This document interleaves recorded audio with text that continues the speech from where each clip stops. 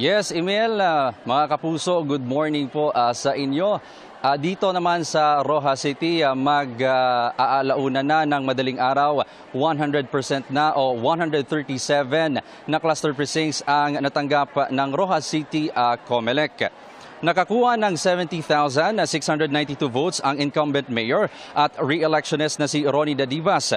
24,272 na boto naman ang nakuha ng kanyang kalaban na si Tony Del Rosario.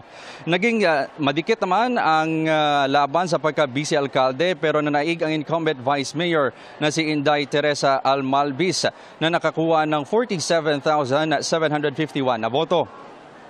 426 ang 426 na boto o mas mababa ng 3,000 ang botong nakuha ni Powell Del Rosario. Hinihintay pa sa ngayon ang proclamation ng City COMELEC sa mga nanalo. Samantala, sa Provincial COMELEC as of 12:06 a.m. kanina, 8.15% pa lang o 63 sa kabuuang 773 na clustered precincts ang nakapag-transmit sa probinsya ng Capiz. Ito ay ang mga bayan ng Hamindan at Sapian. Hindi pa nakapag-transmit ang mga bayan mula sa 1st District ng probinsya kung saan tumatakbo bilang representative ang anak ni Mar Rojas na si Paulo Rojas. Emil? Kim, sa transmission, meron bang na-encounter na problema ang COMELEC? Actually, sa pagkikipag-usap natin sa election supervisor ng Provincial COMELEC ng Capiz, ito ay posible dahil maraming mga far-flung areas. So that is why email na hindi pa gaano o may mga aberya or may mga pag-antala o abala sa pag-transmit ng mga boto o clustered precincts dito sa probinsya ng Capiz, Emil. Kim, pinagmamalaki ni COMELEC Chairman George Garcia yung Starlink. Hindi ba umuubra yan dyan sa inyo? Emil, pakiulit niya, Emil. Pinagmamalaki ng COMELEC yung isang aparato, yung isang sistema para mapabilis yung transmission, yung Starlink. Palagi niyang binabanggit ito sa mga press interviews.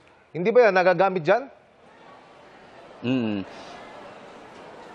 Actually, no, ayon sa probinsya, hindi yan nabanggit ng provincial COMELEC, pero sabi nila ay inuunti-unti at bukas inaasahan pa na magpo-proclaim dito sa mga officers at kandidato ng Provincial COMELEC. Unlike dito sa Rojas City COMELEC ay may isang cluster precinct lang na nagkaaberya o nagka-server failure. That's why na personal na inimport dito yung mga data ng mga na-cast na boto ng mga botante, email. Sa Naga, mano-mano, dinala yung dapat dalhin dyan sa mismong central office ng COMELEC sa area para doon i-input.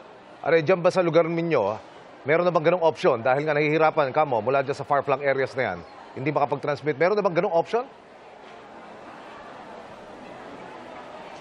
Actually, sa ngayon, Emil, no, patuloy pa nating inaalam dito sa provincial COMELEC ng Capiz yung transmission talaga, yung ugat ng transmission. Pero so far, yung sinabi nila, yung sa mga far-flung barangays na hindi, yun yung reason kung bakit hindi kaagad matransmit yung mga nakas na boto ng mga botante, Emil.